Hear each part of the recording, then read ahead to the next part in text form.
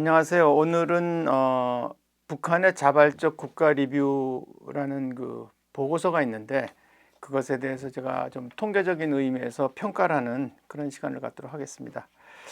여러분 잘 아는 것처럼 그 2015년에 제70차 유엔 총회에서 무엇을 결의했냐면은 이제 후진국들이 많고 그러다 보니까 그 회원국이 지속 가능 발전 목표, 영어로는 Sustainable Development Goals라고 해서 SDGs.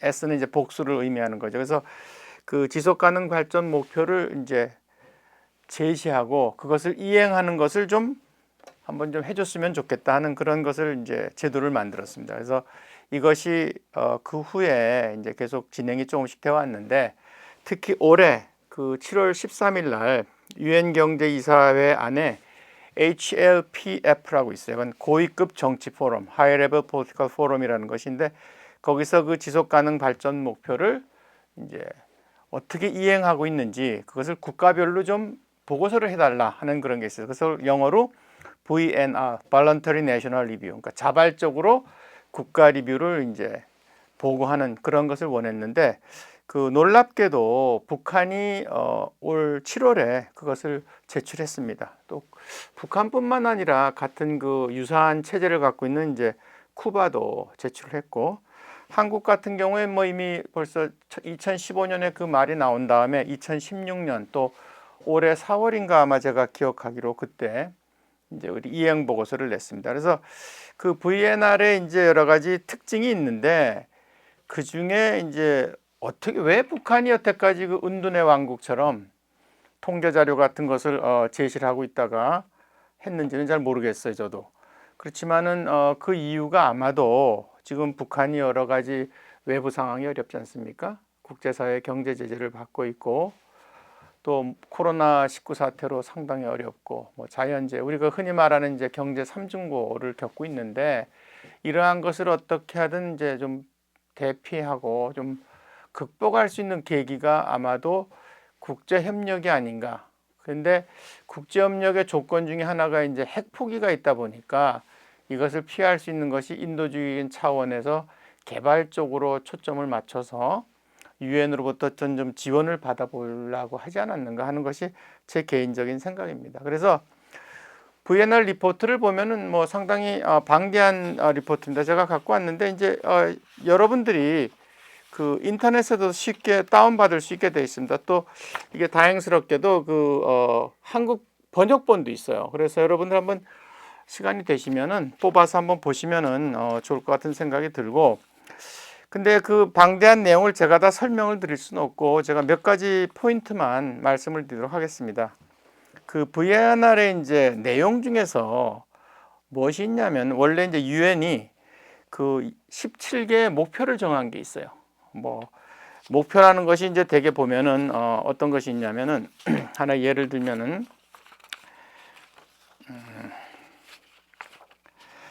뭐 모든 형태의 빈곤을 종식한다든가 아니면은 모든 연령층에 대해서 건강한 삶과 뭐 복지를 증진한다든가 또는 뭐 성평등 달성 또 깨끗한 물을 사용할 수 있는 권리 등에서 우리가 일반적으로 생각할 수 있는 여러 가지가 있고 약간 이제 그 형평성의 원칙에 맞춘 또 국내 및 국가 간의 불평등 감소 뭐 또 기후 변화도 있어요. 기후 변화로 인한 영향에 맞서기 위한 긴급 대응. 그다음에 이제 지속 가능 발전을 위해서는 어떻게 바다 그러니까 해양 자원을 잘 활용할 수 있고 보존해야 되는가 등등 어떻게 보면 우리가 상당히 상식적으로 이제 볼 수 있는 17개의 목표가 있는데 북한 이제 그것은 유엔이 어떤 일종의 프로토타입으로 정한 거고 북한도 나름대로 거기에 맞춰서 이제 정했습니다. 그래서 북한도 17개를 이제 선정을 해서 했는데 거기 약간 차이점이 있어요. 그 차이점은 뭐냐 하면은 일단은 이제 북한의 체제가 상당히 이제 독특하지 않습니까? 아주 은둔 왕국이고 가능하나 이제 자기의 그 원형적인 사회주의를 뭐 일종의 독재 체제를 유지해야 되는 그러다 보니까 그 표현 같은 것이 몇 개 분야에서는 조금 다릅니다. 예를 들면은 그 유엔에서 이제 제시한 17개 목표 중에 지속 지속 가능 발전을 위한 평화롭고 포용적인 사회 증진, 모두에게 정의를 보장하고 효과적이며 책임감 있는 포용적 제도를 구축한다 하는 것을 그냥 사회주의 체제의 강화. 그다음에 또 하나 예를 들면은 모든 형태의 빈곤을 종식한다를 인민생활 향상 또는 뭐 여러 가지 그 중에 나온 표현 중에 인민대중 제일주의 뭐 원칙 고수라든가. 그래서 약간은 그 북한, 그리고 마지막으로는 사회주의 체제 공고화라는 표현도 들어가 있습니다. 뭐 사회주의 체제 강화라고도 볼 수 있는. 그래서 이런 것들이 이제 지속 가능한 발전을 통해서 일반 국가 같으면 포용적인 사회가 이제 만들어지고 거기서 정의라든가 이런 것이 보장되고 책임감 있는 이제 시민으로서 역할을 하게 되는데, 북한은 그것을 좀 자국의 상황에 맞춰서 이제 사회주의 체제의 강화 이런 것으로 풀이하고 있습니다. 그래서 이런 것들 한 몇 가지가 있어요. 그것을 빼고는 거의 이제 유엔에서 제시한 것과 비슷한 이런 것이 있습니다.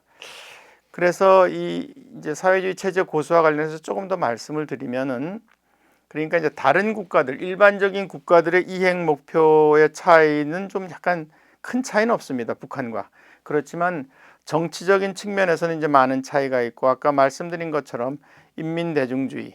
그러니까 여기 이제 번역본을 보면 People First Principle이라고 이렇게 되어 있고, 또 자력갱생, 이민위천, 뭐 또 People's God 이런 표현도 쓰고 있습니다. 그리고 이제 또 헌법 그 25조를 인용해서 조선민주주의인민공화국은 인민이 모든 것의 주인이 되고 모든 것이 인민을 위하여 복무하는 사람 중심인 사회주의 국가이다 이렇게 명시를 하고 있고, 따라서 이러한 사회주의 원칙을 강화한 이제 그 하부 내용에 이제 인민들의 물질 문화 생활을 향상시키고 근로자들이 좀 먹고 마시는데 큰 불편이 없도록 이제 조건을 마련해 준다. 그리고 또 하나는 이제 우리가 잘 아는 것처럼 북한이 2016년부터 20년까지 계속해서 매년 태풍하고 홍수 피해를 봤는데, 여기에 자연재해 복구를 위해서 뭐 살림집 3만 7천여 세대를 뭐 무상 분배하고 3만 1천 세대를 뭐 보수했다 이렇게 이제 나온 게 있습니다. 그래서 이런 것들의 그 근본적인 이유는, 가능했던 것은 이 북한이라는 체제는 인민을 우선하는 자국의 국가 배급 체제 때문이다 이렇게 자랑도 하고 있어요. 그래서 이런 것들 외에도 많은 이제 그 자료들이 있는데, 그래서 이제 제가 오늘 말씀을 드리고 싶은 것은 몇 가지 그 뭐 이 방대한 내용을 다 설명드릴 수는 없고, 그 중에 주로 북한이 이제 그 뒤에 보면은 부록처럼 해서 통계 자료를 쭉 제출을 했어요. 뭐 제가 몇 가지 예를 들어 보면은 뭐 다양한 내용이 있는데,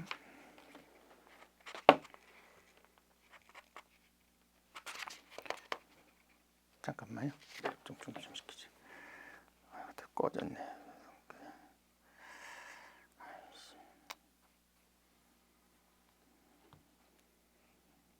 편집이 되는 거죠, 그러니까. 네, 괜찮습니다. 시계가 또 꺼졌어. 한 10분 벌써 지금 네, 지금 한 7분. 30초 정도 하셨습니다. 그러니까 한 5분만 하면 되겠네. 네. 한 5분. 잠깐만요.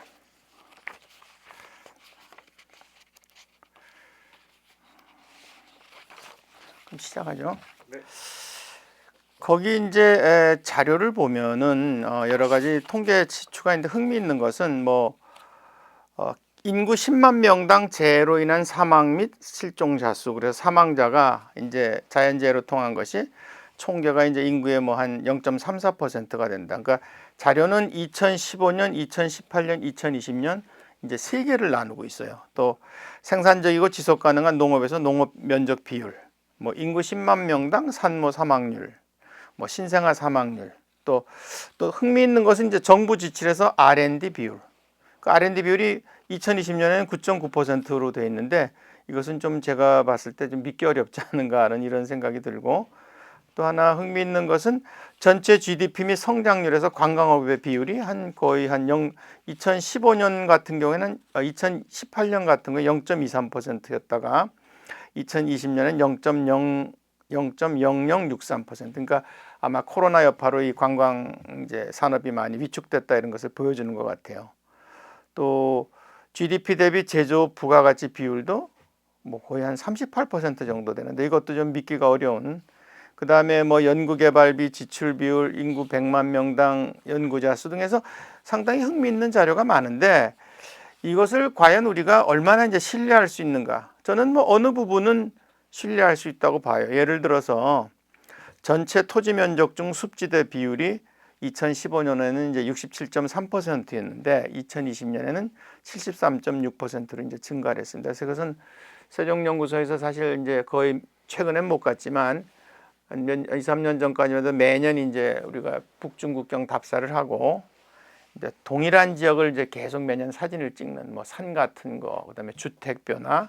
그런데 사실 북한을 보면은 산림 녹화에 대한 그 이제 간판들이 많이 붙어 있고 숲을 보존한다는 그런 의미에 그래서 사실 많은 녹화가 상당히 됐다는 걸 저희가 이제 눈으로 목도한 바가 있습니다. 물론 굉장히 일부 샘플이긴 하지만 그래서 이런 것들은 어느 정도 좀 근거가 있는 그래서 하나 흥미있는 거는 그 2015년도 산 녹화 지수가 89%에 달한다는 것은 글쎄요 좀 약간 많지 않은가 생각이 들지만 저희가 뭐 일단 현장 경험이 좀 힘들기 때문에 이런 자료들은 좀 이제 어느 정도 도움이 된다고 보는데 제가 이제 말씀드리고 싶은 것은 그 특히 이제 몇 가지 자료 중에서 북한의 이 GDP와 관련해서는 조금 문제가 좀 있다 이렇게 생각을 합니다.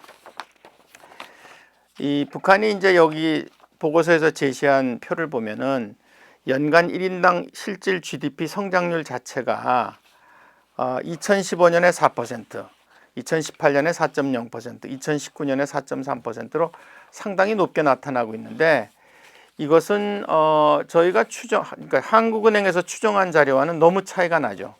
물론 이런 차이는 있어요. 한국은행은 명목 GDP를 추정을 하고 1인당 GDP라는 건 사실 결국 그 총 GDP를 이제 인구로 나눈 건데 실제로 우리나라 그 한국은행에서 한 거를 보면은 이제 2018년 같은 경우는 거의 마이너스 4% 성장을 했고 2019년도에 조금 반등을 했어요. 0.4%. 그다음에 그 이제 반등을 한 이유는 우리가 상식적으로 봤을 때 북한이 갑작스럽게 이제 2016년에 이제 어떻게 보면 북한이 가장 호황이었는데 3.9% 이제 경제 성장률을 달성했고 2018년에 가서 이제 조금 이제 악화가 됐고 워낙에 이게 나빠지다 보니까 2019년 약간의 아주 0.4%의 거의 이제 현상 유지 정도는 되지 않았을까 이런 추정을 했습니다. 한국은행에서. 물론 한국은행의 통계 분석도 뭐 통계 추정도 문제가 있다고 보지만 상당히 저희가 여러 가지 다른 변수를 봤을 때 뭐 수출, 생산, 뭐 국내 어떤 그 북한에 대한 여러 보도를 봤을 때 그런데 이제 이것이 실제로 이렇게 크게 나오는 것은 좀 상당히 플러스 밸류가 나오는 건 좀 믿기가 좀 어렵다 이런 것이 있고 또 북한이 그 특히 뭐가 또 여기서 흥미가 있었냐면 근로자 1인당 연간 실질 GDP 성장률이라는 게 있어요. 그래서 2016, 18, 19년도에 각각 7.4, 4.0, 1.4%씩 1인당 연간 실질 GDP가 증가했다는 것은 상당히 이제 높은 증가를 달성했는데 과연 이것이 진실인가 하는 것도 좀 믿기가 어려운 이런 것이 있고 또 뭐 원조 액수 같은 경우에 이제 2017년에 7천만 달러를 받았다는데 이것도 글쎄 뭘 근거로 했는지는 잘 모르겠지만 근데 아마 뭐 중국이나 이런 데서 받은 비공개로 받은 것도 포함되는지는 잘 모르겠습니다. 그리고 하나 이제 여기서 제 생각에는 이제 타이포라고 생각을 하는데 1인당 실질 GDP를 하면서 뭐 33,700 밀리언 그러니까 거의 뭐 한 뭐 300억 달러가 된다 이렇게 하는 것은 아마 제 생각엔 실수로 밀리언을 붙인 게 아닌가 생각하고 만약에 이 100만 단위를 빼더라도 33,700달러라는 것은 GDP가 포캡 1인당 이것은 좀 내가 봤을 때는 현실하고 전혀 맞지 않는 얘기 같습니다. 물론 공정 환율 이제 일반 환율 대신에 북한이 정한 환율을 정해서 그것을 계산을 해서 뻥튀기를 한다고 하더라도 과연 그렇게 높은가 하는 의문이고 아마도 이것은 좀 국제사회에 대해서 이제 어떤 국가의 자존심을 내세우는 그런 것이 아닌가 하는 그런 생각이 들었습니다.